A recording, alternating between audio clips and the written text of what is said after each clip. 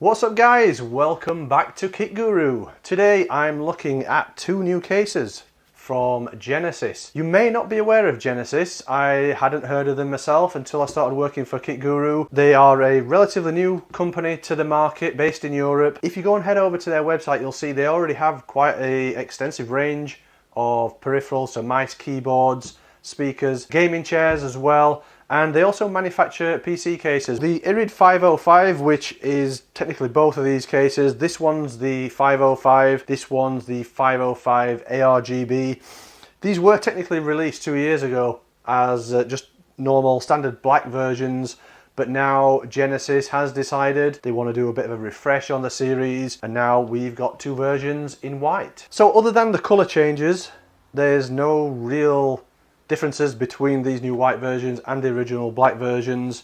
As I've said, we've got two different ones. So the 505 is this one here. It's kind of a black and white combo. I actually prefer the look of this one better than the all white version. And the only real difference between the two obviously is those different colours, and the ARGB version comes with 4 addressable RGB 120mm fans. The standard 505 version just comes with 2 basic white fans. I think they run up to like 1200 RPM, so pretty quiet operation as well. So because both of these are based on the original 505 structure, we thought rather than going over a full in-depth review of these cases, I'm going to pick one of these and do a build inside it, see what these cases are capable of, how they are to use in real world situations, and then obviously see what the system looks like once we have a system built inside the case. So I'm going to choose this one because I do like this two-tone black and white, and I think with the components I've got available, I'll be able to make a good two-tone black and white system out of them as well. Before I get on to the build, just want to do a quick rundown of the specifications of the case. This non-RGB version, this is priced at €80, and then the ARGB version with those 4 120mm ARGB fans and an ARGB fan controller, that's priced at €109. We're not entirely sure how you're going to get hold of these in the UK, as there's no official UK distributor at the moment. Genesis is working on getting Amazon to be a distributor in the UK, but for now you should possibly be able to pick these up on Amazon. As you can see, if you look on Amazon, you'll notice that there are some other Genesis cases already available on there, so hopefully we will be able to get hold of these in the UK via Amazon. So because these are both technically the same case, other than the difference in colour and the fan configurations, I'm going to concentrate on the non-RGB version and go through some specifications. As you can see on the side, there is a tempered glass side panel. Looks like it has a slight tint, and you'll notice the tempered glass side panel is held on with 4 thumb screws. This was really common when the original 505 came out a couple of years ago, but in the last probably year or so, we've seen manufacturers go back to the sliding mechanism and then fixed in place with thumb screws on the back, which I think is a better design, because sometimes you can undo these 4 thumb screws and the side panel will just fall off. You just have to take out the 4 thumb screws and it just falls off. And as you can see, tempered glass is protected by some film. So we have, oh, that didn't go very well. We have a peel on one side,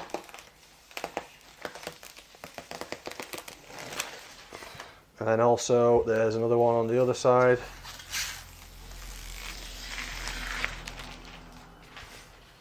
So as you can see, there is a slight tint on that, but it's not too dark, so it not really hinder your view inside the system. Inside there's a small bag with accessories. I say accessories, it's just literally some extra motherboard standoffs, a bunch of screws, a motherboard speaker, and then a few zip ties. Because this is a mid-tower ATX chassis, it'll take up to an ATX motherboard, and that includes micro ATX and mini ITX as well. You notice on the motherboard tray it's also printed for eATX, and there are some screw holes for eATX as well. The only problem I can see with that is if you do fit an eATX motherboard in here, you're going to cover up these cutouts and grommets for cable management, so I probably wouldn't recommend fitting an eATX in here, as it might look a bit, you know, a bit messy with the cables. Also inside this side of the case you can install up to a 380mm long graphics card. That's with fans installed in the front. If you were to install a radiator in there, that would obviously limit the GPU length. You can also install CPU coolers up to 165mm tall. And then if you remove the front panel, it takes quite a pull to get that off. And then you can see the front panel is made up with a fine mesh, so it should produce good airflow. And then behind that front panel is a dust filter that's magnetic. The holes in that are even finer than the mesh on the front, so I'm not sure that this is necessary. I think if I was using this case, I'd probably run it without that filter in place, because this mesh looks fine enough to act as a dust filter, and all this is going to do really is restrict airflow even more, so I don't think I'd use that filter in the front.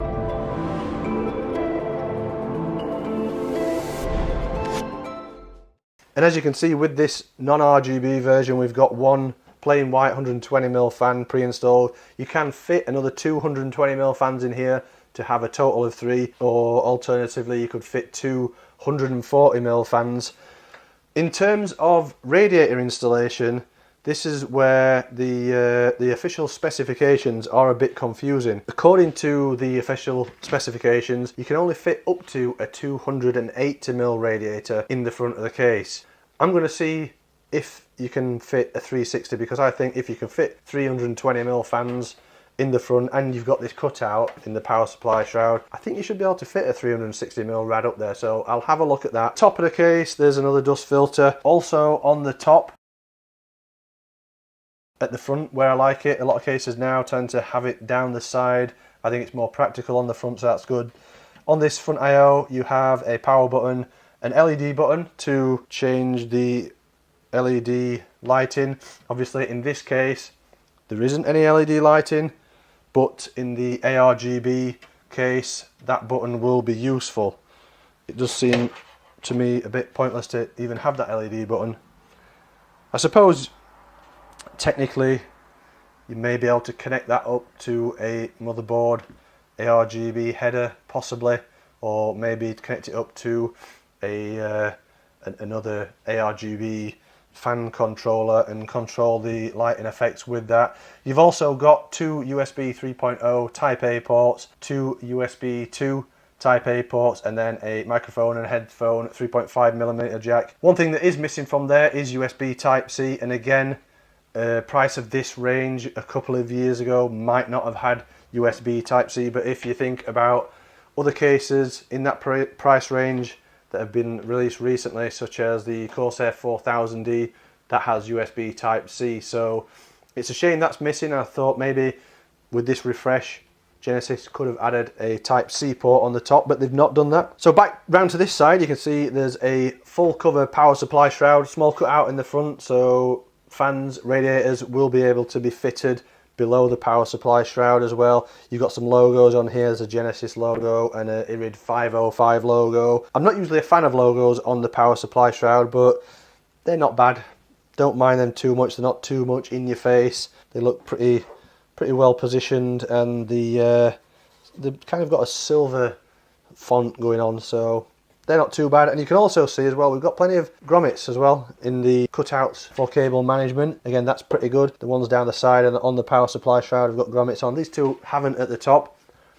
Not sure why. They could have probably had grommets in there. And then up at the top here as well, there's quite a gap as well between the motherboard tray and the top of the chassis. So potentially we should be able to install maybe some pretty tall RGB RAM and still install an AIO up there pretty comfortably. And up here you can install up to a 280mm AIO, so a 240 or a 280, or if you just want to install fans up there, it's 2 120s or 2 140s. And then in the back you can see there's another fan pre-installed. Again, it's the same one as the front, it's just a standard non-RGB white fan. And turning round the case, we've got a side panel that's just held in position with thumb screws. The thumb screws are not captive, so you have to watch out for those doing their rolling off the desk thing and losing them. And then the panel just slides back and comes out, and then to install it again you just have to line it up in the bottom and top, and then just slot it in place and install the thumb screws. So around this side of the chassis you can see we've got a power supply shroud and you can install up to a 190mm long power supply in there. In terms of storage, it's pretty decent actually, this case. You can install up to 7 2.5-inch SSDs, so there's 2 on here. You can install 3 in this area here, but the SSDs will be around the other side. And then you can also install 2 2.5-inch SSDs in these hard drive carriers. Alternatively, if you don't want to install 2.5-inch drives in there, they will also accept 3.5-inch drives, and they're actually quite a good mechanism they've got for installing the drives. So you just pull them apart, put your drive in there, push it back together, and then the mounting holes will locate on these little prongs that stick out, and it's a completely tool-free installation. That just slides back in there and locks in place, so that looks nice and simple. And around this side as well, it looks like we've got a decent amount of space for cable management as well. Between the motherboard tray and the side panel, looks like there's at least 20 to 25mm of space, which is good. That means there should be no issues with the 24-pin cable making the side panel bulge or anything like that. And we've also got a decent amount of eyelets as well, so you can see down here there's 3. There's a few up at the top there, like 4 or 5 at the top, then some down this side and along the bottom. So plenty of places to zip tie cables down to, so we should be able to make a good job of the cable management in here as well. And then on the bottom of the chassis, we've got feet that probably raise it up about 20 to 25mm, so good ground clearance. We should get airflow underneath the case into the power supply pretty easily. And then the power supply just has one of those cheap perforated metal mesh dust filters. I don't really like those, they're a bit awkward, and over time they can kind of bend and just fall out. I prefer the magnetic ones at least, or something that, you know, slides in and out from the front. But there is full dust filtration all around the case. So it is quite a basic mid-tower 88's case, but it does look like Genesis has got the basics right. It supports high-end hardware, long graphics cards, which is important these days. Good support for fans and radiators as well. I'm not sure building a custom loop in this system is going to be that simple, because it is quite a compact chassis, especially from front to back. It's quite narrow. Installing radiators and a pump res combo or something like that inside it might be difficult, but I don't think it's really aimed at that kind of market anyway. This is quite a budget case, or it's a budget stroke mid-range case. That is one thing I do worry about with this IRID 505. It has a lot of competition in that sector of the market. If you're talking older cases, this is going up against things like the Fractal Meshify C, the Fantex P400 series, and then in terms of more modern cases in this price bracket, you've obviously got the Corsair 4000D, 4000D Airflow, etc., which is a brilliant case. So will this have enough to persuade buyers to buy it over one of those cases? I'm not sure. One thing I do have to mention as well about this case is it's got a pretty sturdy build feel to it. Often with cheaper cases from lesser known manufacturers, they feel quite flimsy and they can just be really cheap feeling. This doesn't feel like that, and they can also be quite a pain to build a system in. Looking at the specs of this and how it's laid out, I don't think that's going to be the case, but we'll find out soon. One other thing as well that's worth mentioning is with the ARGB version that's all white, Genesis has done a brilliant job at getting the shade of white matching between the different materials. So the steel and the plastic and this frame around the tempered glass, they're all a very close shade, if not a perfect match, which is not always what you get. Even with more expensive white cases, sometimes there's quite a big visual difference between the colour shades. So I take my hat off to Genesis for getting that right. Don't forget, if you like what we do here at Kit Guru, make sure you give us a thumbs up, subscribe to the channel, and if you want to help support Kit Guru in other ways, you can always head over to our store and pick up some merch. And if you want to connect with us, you can do so through our social media, Facebook, Instagram, Twitter, and our Discord channel. And if you want to catch up on all the in-depth technical reviews, head over to the website. So just quickly before I get on to the build, I just want to check that 360mm radiator installation in front, because as I said, the official specs say only up to a 280mm rad will fit in there, but I have a feeling that you can fit a 360 in the front, so I just want to check that out first. To do that, we're going to have to remove this hard drive cage, which is pretty easy actually, because there's 4 screws in the bottom. We can just take those 4 screws out, and then there's another screw in the back here. Take that out as well, and we should be able to just slide that hard drive caddy out of the way, and then obviously that gives us a bit more space at the front. Another bonus of taking that out as well means you can fit a longer power supply in there. The official specs say up to 190mm power supplies can be installed, but obviously once you take that 3.5 inch drive bay out, there's a lot more room for a bigger power supply and more room to hide your cables as well. So with that removed, you can see we've got more space here at the front, and I'm pretty sure now if I put this 360mm radiator in, it looks like that fits absolutely no problem. Obviously you're not going to be able to have the tubes facing down, but it looks like it fits. So even though the official spec says up to 280mm radiators in the front, we're pretty confident that you can fit a 360mm rad in there. Obviously it will slightly reduce the maximum GPU length, but maybe Genesis needs to update the official spec and say that it does install a 360mm radiator in the front, because it could be the difference between somebody buying this case over a similar price case that doesn't. I'm going to leave the 3.5 inch drive cage out because I'm not going to be using a 3.5 inch or 2.5 inch drive for the build. I'm going to be using a NZXT B550 N7 motherboard. We've got a black and white theme going on which will match that case lovely. CPU is an AMD Ryzen 7 5800X 8 core 16 thread CPU. For memory, it's the Corsair Dominator Platinum RGB 32 gig 3600 megahertz in white again to complement the build. And then the graphics card, I don't have a white GPU, so we've gone with this Sapphire Nitro Plus. This is the AMD Radeon RX 6800 non-XT version, mostly black, but it's got some silver on.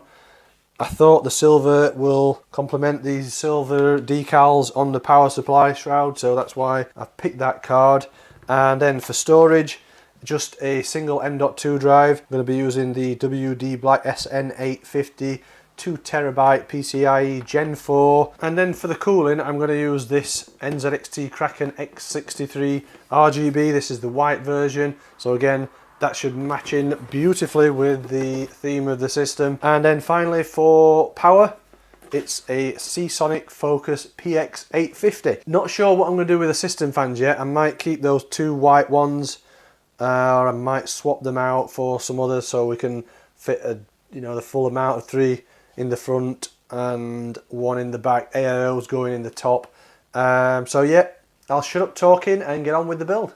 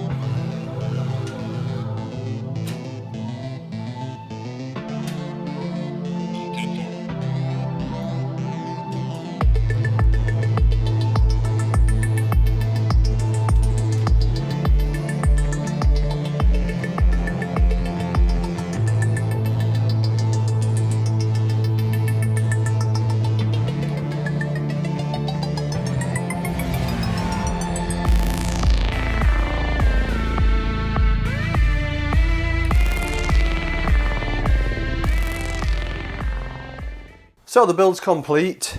Aesthetically, it looks fine. GPU fits, no problem with that front AIO installed. And yeah, it's looking pretty good. You may have noticed that I actually cut the build video a bit short because this is one of the most irritating cases I've used in a very long time. AIO installation is an absolute pain. If you're thinking of installing a 280mm AIO in there, I just wouldn't bother, because it took me probably 2 hours and 3 attempts to get the AIO installed. A 240mm or probably 360 up front will be easier to install than a 280, and just forget installing a 280 in top completely, because I actually originally tried to install it in the top with the tubes at this side, and that was a no-go because there's like some plastic bracket that protrudes quite far back into the case, and it's part of the front I/O. That means the radiator fouls on that and you just can't get it in position. So I thought, well, I'll flip it round the other way, try it with the tubes at this side, and then the radiator actually fouls on the EPS cables, and it did a bit of damage to those. So I thought, well, I'll try and install it in the front. Originally I was going to put the fans at the back. Couldn't do that because the radiator fouls the other side of that plastic bracket. So switch the fans to the front, and they're pushing air through the radiator, drawing air in from the front, and it does fit like that, but it is extremely tight. There just doesn't seem to be enough space. The width of the case just doesn't seem right for a 280mm AIO. And also, there's no cutouts on the motherboard tray right at the front to pass the fan cables through. So again, that makes it difficult, and it means the fan cables are squashed between the radiator and the motherboard tray. So installing 280mm AIO in this case, I wouldn't recommend it at all. But just to prove that I did actually finish the build, plug it in and power it on. You can see it is all up and running, but it was just so frustrating installing that AIO. It did annoy me quite a bit, and it actually damaged my brain that much trying to get that fitted that I've just left the RGB lighting, so none of the RGB lighting's matching, because I just felt like I'd had enough, to be fair. So yeah, like I say, it doesn't look bad. Graphics card fits in, no worries, with front AIO mounted.